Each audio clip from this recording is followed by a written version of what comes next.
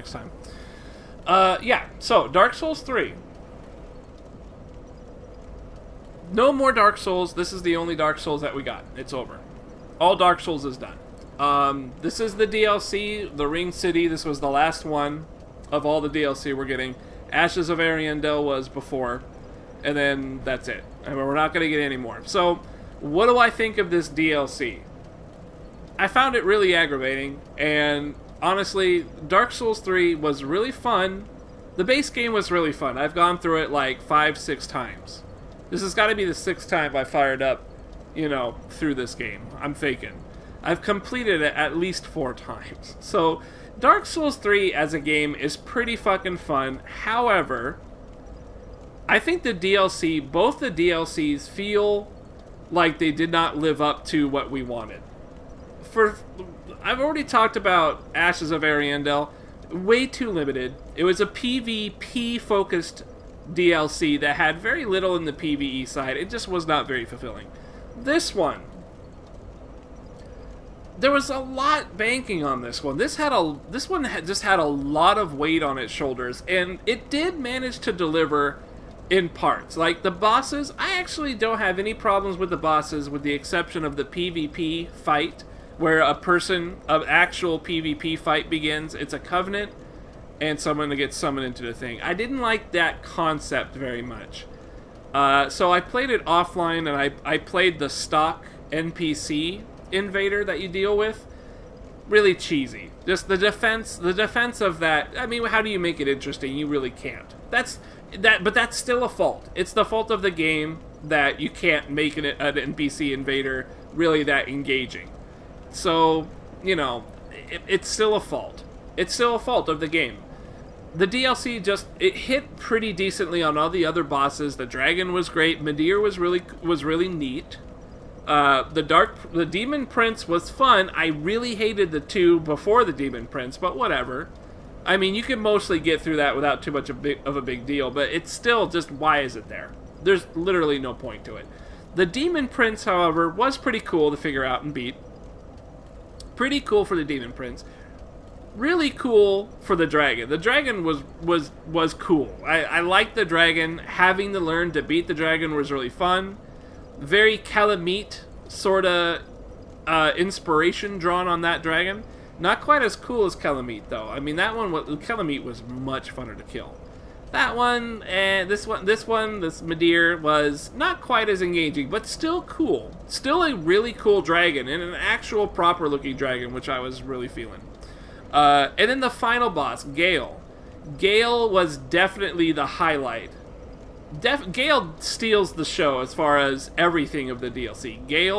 Undead Gale is really fucking cool. He is basically everything I loved about the Abyss Watchers, except he's got a little bit more bullshit that really got under my skin for a bit.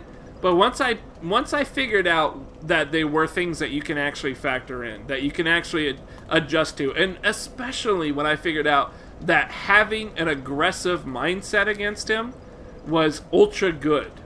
Oh man, that felt really, really good. I felt super rewarded when I staggered him. That felt like a reward. It felt like a secret. It felt like I was doing something not just the right way, but the best possible way. Just slipping in as many strikes as I can. I like trading with the guy.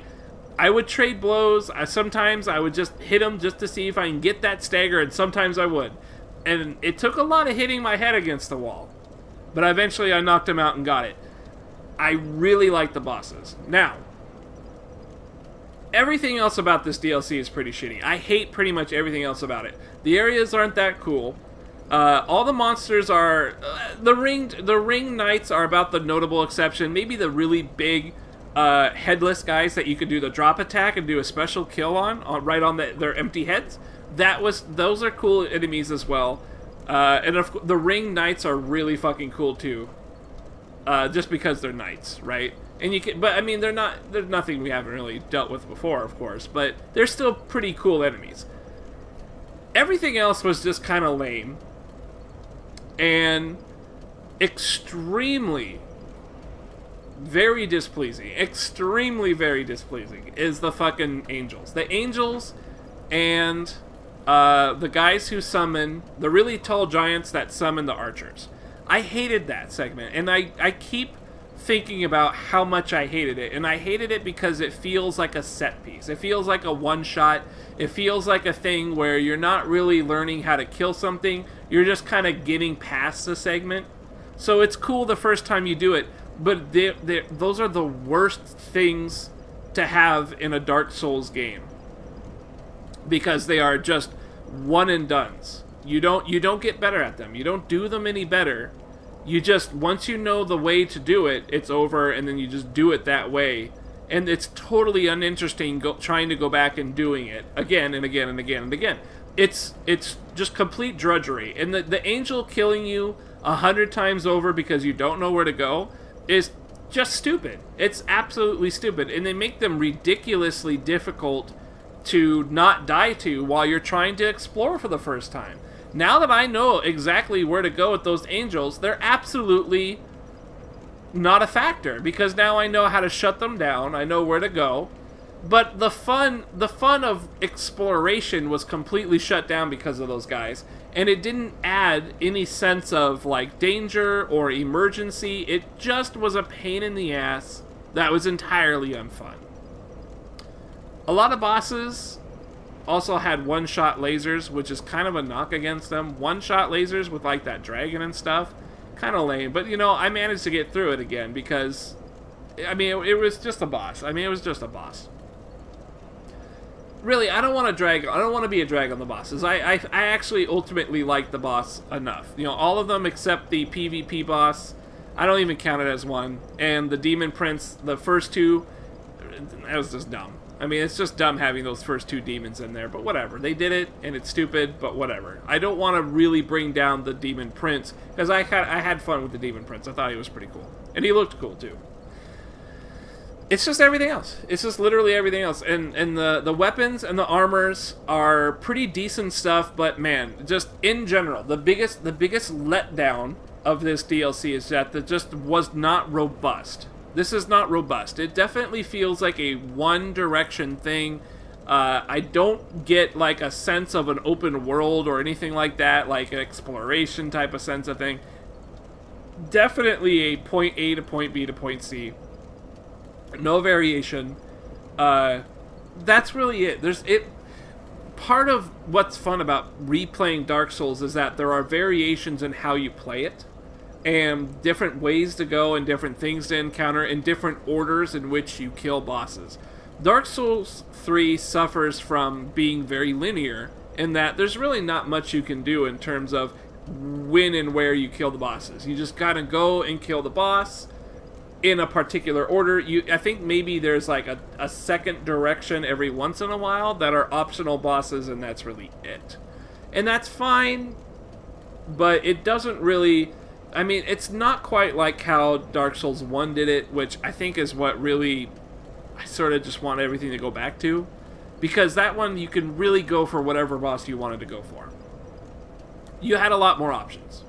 And if you were a good enough player, and you knew how to beat bosses, you can beat bosses when you were really low level pretty well. I mean, it really wasn't that bad. Dark Souls 1 really left me with the biggest impression. And I started first playing Dark Souls 2, which is funny because I think out of my list, Dark Souls 2 is probably the lowest, despite still being a really fun Dark Souls that is very much my first. And you don't love Dark Souls quite like you do your first. Dark Souls 2 is definitely on the lower end. Dark Souls 1 just had that magic, that atmosphere, that grip, and that style. It had just the right amount of armors, the right amount of weapons. Build variety felt really good. And then Dark Souls 2 did have good build variety too, but it was more like PvP stuff. And it was just, everything was so easy that you couldn't really fuck up your build no matter what you did. Dark Souls 3 just doesn't really have any of those RPG mechanics. There's no real variance to it. Poise works very differently in this one, and I think they changed it as a recent patch, but I don't really know if it's that different. I'm not really sure. Maybe it's more different than I'm giving it credit for, but I don't know. This shit is definitely as it is. I mean, I almost said Resident Evil.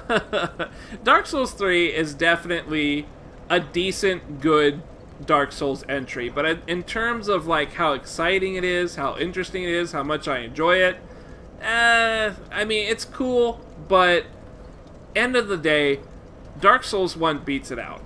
Dark Souls 1 has got to be the one. I mean, that's it. Oh, what's up, El Dragon? It's been a while, man. Yeah, hey, I'm paying rent right now. What are you talking about? I got a mortgage. I got a mortgage coming. Give me a break. And I'm paying my dues. Don't you worry about that. It's going good, El Dragon. I'm just trying to wrap up my thoughts on this Dark Souls 3 DLC, right? So this DLC doesn't really expand on Dark Souls 3 enough. I mean, it offers a couple cool little toys and weapons and armors, and a couple new cool bosses, but the areas are really fucking annoying as shit to get through. A couple of cool looking moments here and there, but really the places are not that interesting. They look way too Bloodborne, for one thing. This whole game looks really Bloodborne-y, and that makes sense because I think they reused a ton of art assets from Bloodborne. So as a DLC, it's pretty lackluster. Like, on the whole, we were really hoping for like Old Hunters edition from Bloodborne. That seems to be the general consensus, is that the Old Hunters from the Bloodborne DLC was really good, really big, and it really added like needed content to the game. It didn't just add to it, it completed Bloodborne. This one, it still feels like Dark Souls 3 is missing something.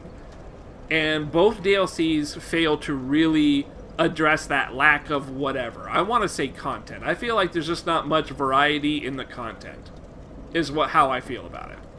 So, as a DLC, like, it's not good. It's just not good. It's just a basic DLC. It's not good, it's not terrible, but it's not good. Ashes of Ariandel, I'd say that was bad. I would say that one's bad. It's PvP focused. I hate PvP, so it's bad. And then even in general, just PvP, I don't know. Even as like a PvE thing, I'm not even sure if people PvP in Dark Souls 3. I mean, you play Dark Souls 2 if you want to PvP, so it feels like a waste of a DLC. But it does have a kind of a cool boss at the end of it, Sister Freya, and shit like that. That's it. I mean, and then Dark Souls 3 in general, it's now a complete package. It's all over. Where does Dark Souls 3 stand? Like, I talked about it earlier, about where Dark Souls 3, like, in the hierarchy of things. Now that I have beaten this DLC, I don't really want to change my attitude on that. I still feel like Dark Souls 3 is still a good game that you can enjoy. If you like Dark Souls, you'll enjoy Dark Souls 3, but it's only going to really be like a one-time hit. You're going to enjoy it one time, and then that's going to be it. I just don't think there's just really not any compelling reason to go back and do it a bunch of times. I went back and did it a bunch of times because I wanted there to be a little bit more to it, but it ended up just not being there. So I tried to do like different builds and stuff and play with different weapons. Yeah, it just wasn't that interesting. It really wasn't that interesting. I kind of forced myself to do it, I guess. Ultimately, it doesn't really feel that different because I'm still just kind of spamming R1. The weapon arts didn't really pan out to do much. Yeah, I mean, the weapon arts are kind of a big letdown, too, because I don't feel like they do anything for me. I never use them. I never try and use them for any particular reason. They just seem like sort of a waste. But, I don't know. It seems like a good idea that was just kind of wasted. Some weapons have cool weapon arts, though, so I don't know. Could be something there, but for the most part, it just doesn't strike me as very interesting. So Dark Souls 3 is a very just lukewarm Dark Souls. Yeah, that's it, man. Out of the hierarchy of Dark Souls, I put it underneath Dark Souls. Dark Souls 1 is the shining example. Underneath that, I would probably put Dark Souls 3. I still feel Dark Souls 3 is better than Dark Souls 2, for sure, and I feel like it's kind of on even ground with Bloodborne, although I just like the thematic of Souls more than Bloodborne. I have no idea, El Dragon. I've got like 3 people, so I don't know. But I just beat this DLC, and I'm probably going to wrap up the stream, so people should be getting out of here. But yeah, that's it. That's my take on it. You know, it's a little better than Bloodborne only because it's kind of my personal preference, and it's got all the quality of life Bloodborne had, which is great. And then Dark Souls 1 is still the crowning achievement for me in terms of the coolest.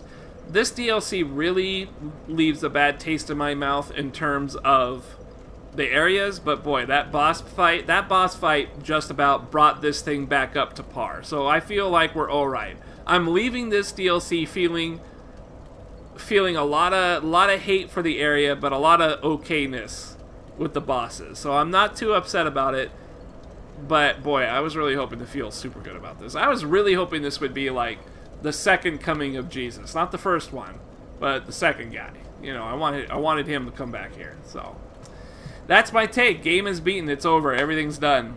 So I'm finished with Dark Souls 3 for a good while, I think. I have a dual-wield sword guy I was going to level up, but now I'm just like, This DLC doesn't make me want to do it.